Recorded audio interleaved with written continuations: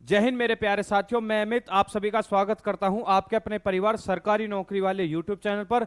साथियों, उम्मीद करता हूं आप सबकी तैयारी बहुत ही ज्यादा बेहतरीन चल रही होगी। साथियों, हम इस वीडियो में बात करने वाले हैं जो कि आपकी इंडियन नेवी में परमानेंट जॉब आई है मेडिकल असिस्टेंट की। इसमें आपके कौन कौन बच्चे फॉर्म भर सकते हैं, कैसे कैसे आपका फॉर्म भरा जाएगा, कौन कौन से आपके डॉक्यूमेंट लगेंगे और कौन कौन बच्चे इसको फॉर्म भर सकते हैं।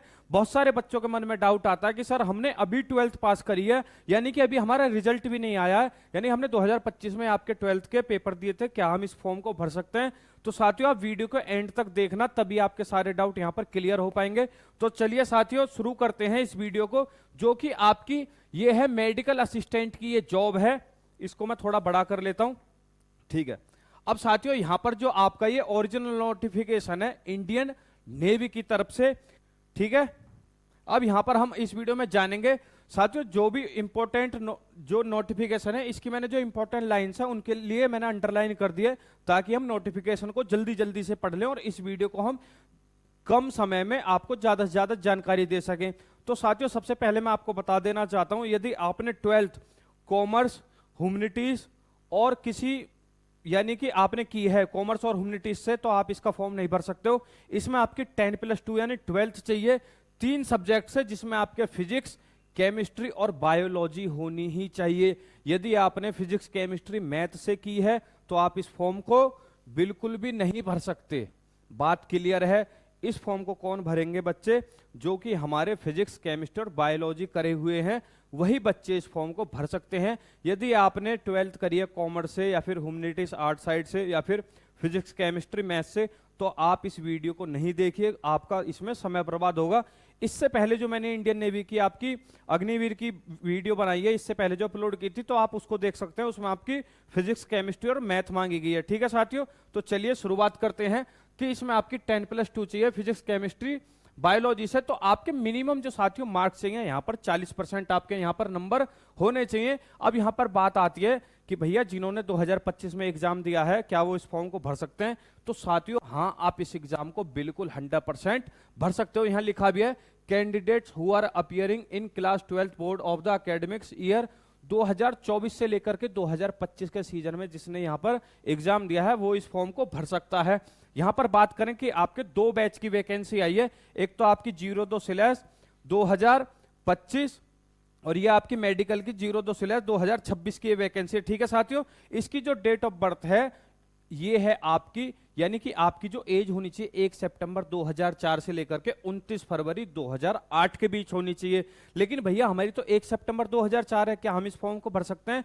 तो साथियों हां, आप 100% इस फॉर्म को भर सकते हो। या तो इन डेटों के बीच में आपकी डेट ऑफ बर्थ हो या फिर इसी डेट को, यदि जिस बच्चे की 29 फरवरी 2008 है वो भी इसको फॉर्म को भर सकता है, क्योंकि यहां पर साफ साफ लिखा हुआ है बोथ डेट इंक्लूसिव, यानी इन दोनों डेट को मिला करके, या तो इनके बीच हो या फिर इन डेट को जिसकी डेट ऑफ बर्थ हो वो इस फॉर्म को भर सकता है। यहां पर बात करें इस वाले बैच के लिए, तो आपकी इसकी भी है 1 जुलाई 2005 से लेकर के 31 दिसंबर 2008 तक इसमें आपकी डेट ऑफ बर्थ मांगी गई है। यदि आप इससे बड़े हो या फिर छोटे हो तब आप इस फॉर्म को बिल्कुल भी नहीं भर सकते हो। बात क्लियर है आपको यहां तक? तो चलिए आगे हम बात करते हैं। यहां पर आपकी जब आपकी जॉब लग जाएगी साथियों, ये सबसे बढ़िया बात है कि नेवी में आपकी परमानेंट जॉब है। जब यहां पर आपकी जॉब लग जाएगी तो आपकी यहां पर होगी ट्रेनिंग। ट्रेनिंग में आपके यहां पे थोड़े कम पैसे मिलेंगे, तो 14,600 रुपए आपको यहां पर स्टेपेंड मिलेगा, लेकिन पर मंथ आपको 5200 यानी 5,200 रुपए अलग से मिलेंगे, ठीक है। जब आपकी ट्रेनिंग खत्म हो जाएगी तो आपको जॉब जो है ये परमानेंट लग जाएगी लेवल 3 की, जो कि इसमें आपकी इनिशियल सैलरी रहती है 21,700 से लेकर के 69,100 रुपए, ये आपकी बेसिक पे रहती है। लेकिन इन हैंड जो आपको करीब करीब पड़ जाएगी, ये पड़ जाएगी आपकी 35,000 रुपए तक, सारे अलाउंस मिला करके, ट्रेवल अलाउंस वगैरह जितने भी आपके अलाउंस मिला करके, डियरनेस अलाउंस और मतलब सारे अलाउंस मिला करके आपकी 35,000 तक सैलरी हो जाएगी। बात क्लियर है? प्रमोशन की बात करें तो आपको इसमें जो लास्ट रैंक तक जा सकते हो, इसमें मास्टर, चीफ, प्रिटी ऑफिसर तक आप इसमें जा सकते हो, जो कि आपकी लेवल 8 की जॉब रहती है। इसमें आपकी बेसिक सैलरी 47,600 से लेकर के 1,51,000 तक इसमें आपकी सैलरी रहती है। बात क्लियर है? प्रमोशन हो गए, ये भी आपको पता चल गया।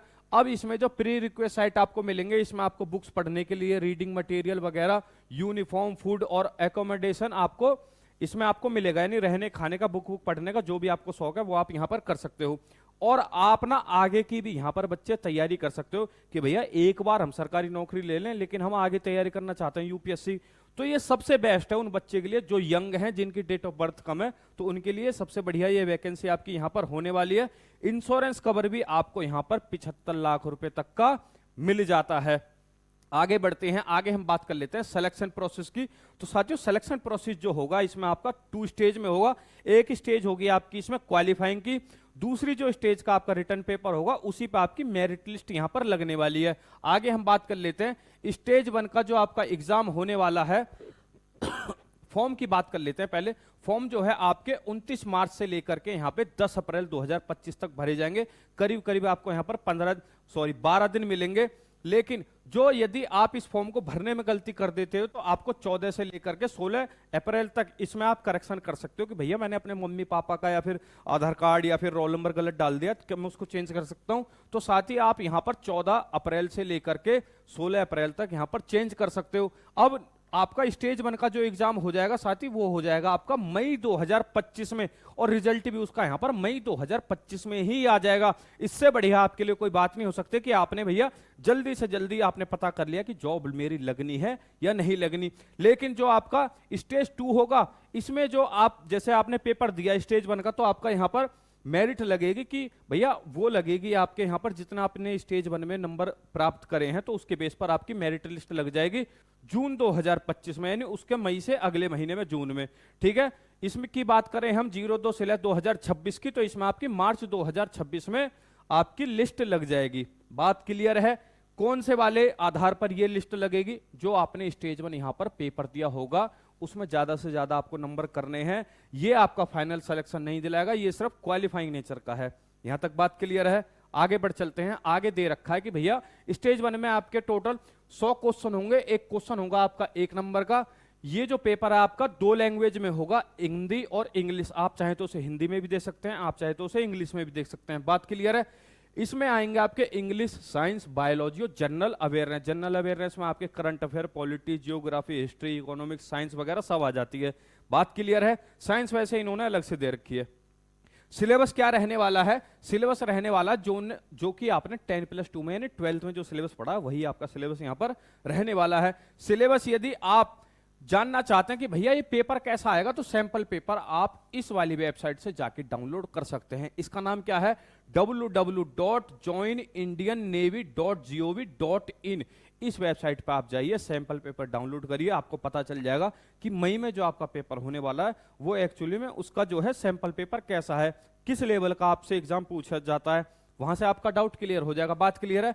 टाइम आपको 1 घंटे का मिल जाएगा, 100 क्वेश्चन रहेंगे। निगेटिव मार्किंग की यहां पर बात करें, जैसे कि लिखा हुआ है पेनल्टी फॉर रॉन्ग आंसर, इसमें आपको 1/4 की निगेटिव मार्किंग मिल जाएगी। यदि आप 4 क्वेश्चन गलत करते हो, जो आपने एक सही क्वेश्चन किया होगा उसके नंबर यहां पर काट लिए जाएंगे।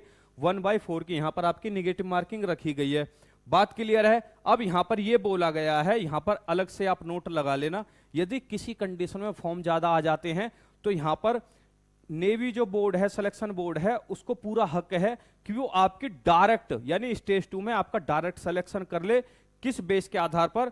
कि आपके 10+2 में या फिर 10th में आपके कितने बोर्ड में एग्जाम में आपकी परसेंटेज है, तो परसेंटेज के हिसाब से भी यहां पर आपका सिलेक्शन हो सकता है स्टेज 2 के लिए। बात क्लियर है? लेकिन ये एकदम ना के बराबर चांस होता है, बस ये कहने के लिए यहां पर लिख देते हैं। पेपर आपका होना यहां पर 100% तय है। एग्जामिनेशन फीस की बात करें तो आपकी 550 रुपए रखी गई है, इसमें आप जोड़ लेना 18% जीएसटी अलग से, इसका 18%। ठीक है, आगे हम बात करते हैं यहां पर कि भैया वही सब लिखा हुआ है कि आपका किसी भी कंडीशन में यहां पर फीस रिफंड नहीं करी जाएगी। यदि आपने एक बार फॉर्म भर दिया और पैसे दे दिए तो आपकी यहां पर फीस रिफंड नहीं करी जाएगी।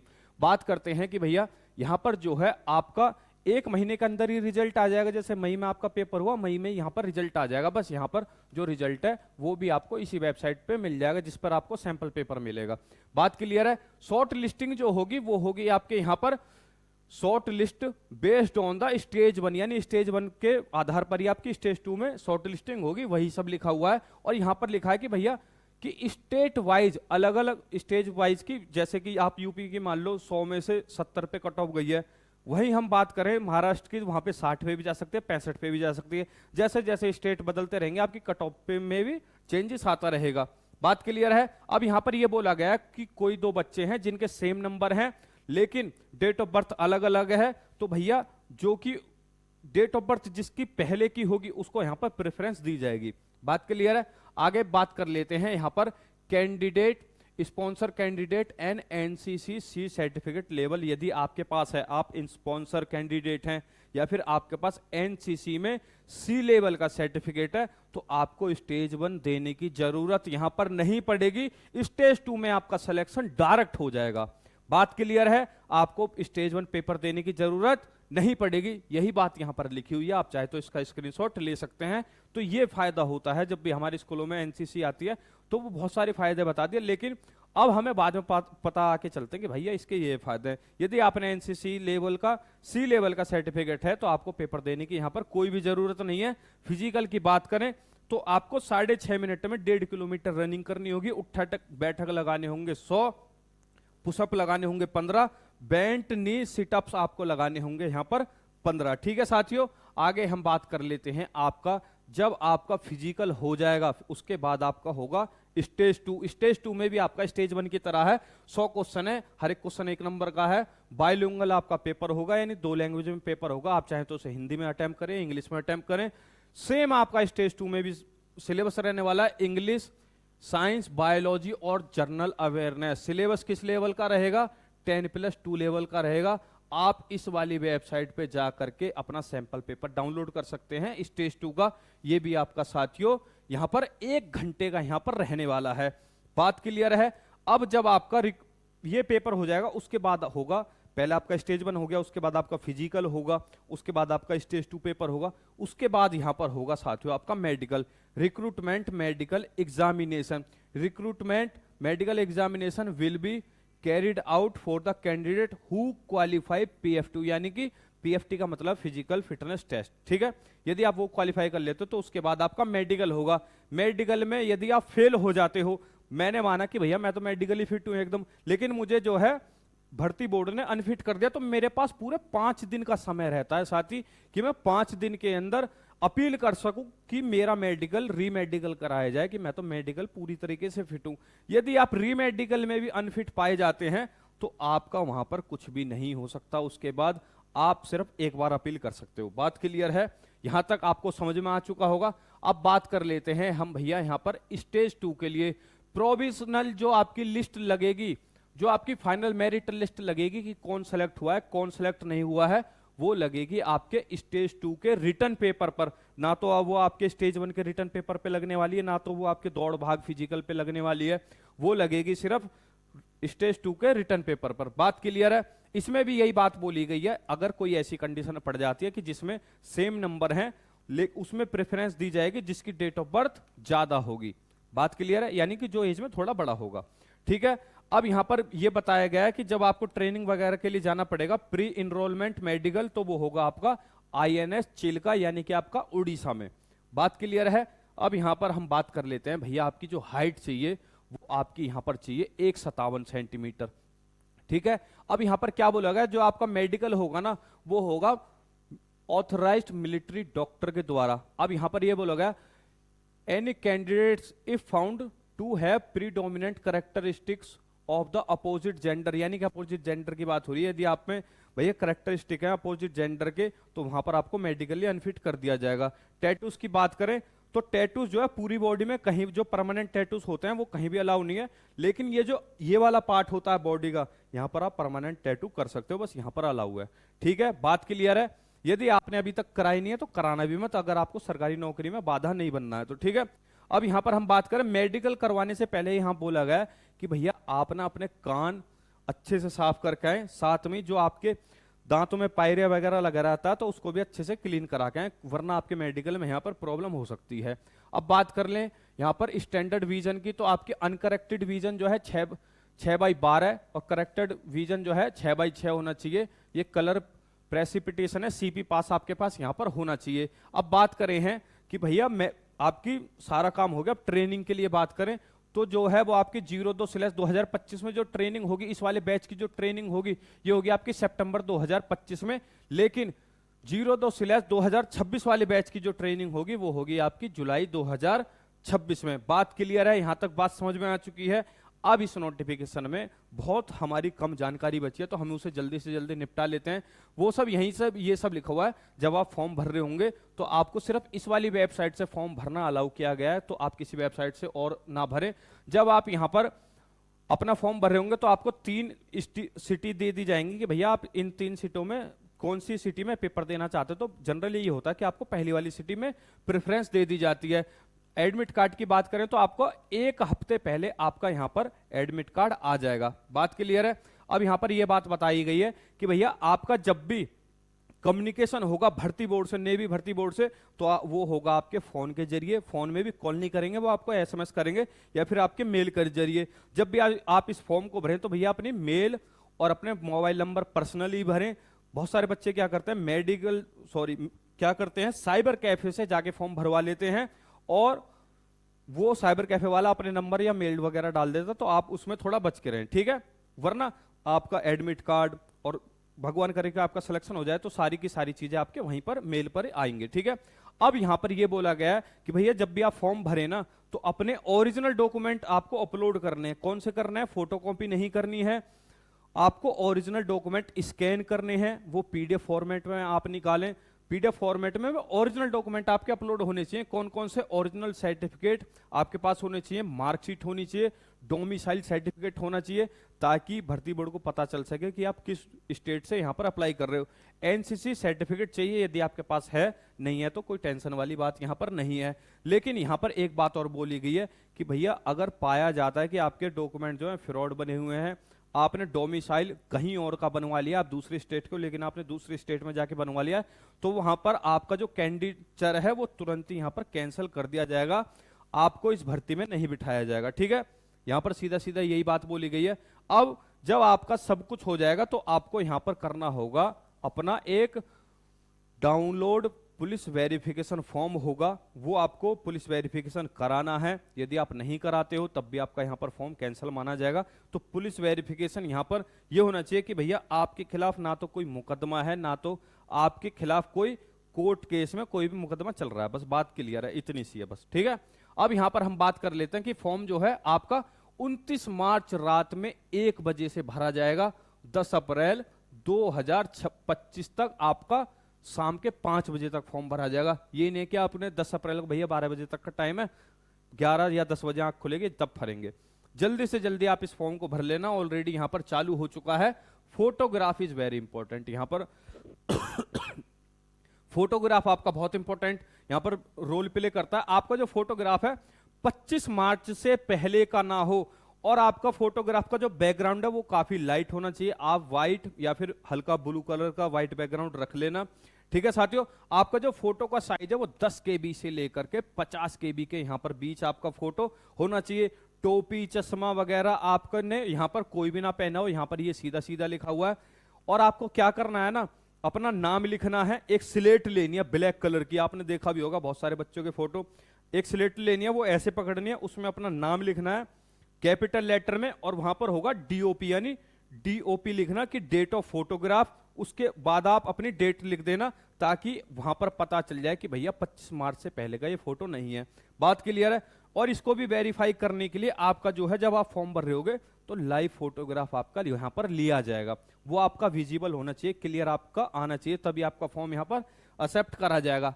बात क्लियर है? बाकी ये सब आपकी जानकारियां, इन्हें आप पढ़ सकते हो, ठीक है साथियों? उम्मीद करता हूं कि आपको यहां तक वीडियो में सारी जानकारी मिल गई होगी कि कैसे कैसे फॉर्म भरना है, क्या क्या डॉक्यूमेंट यहां पर चाहिए।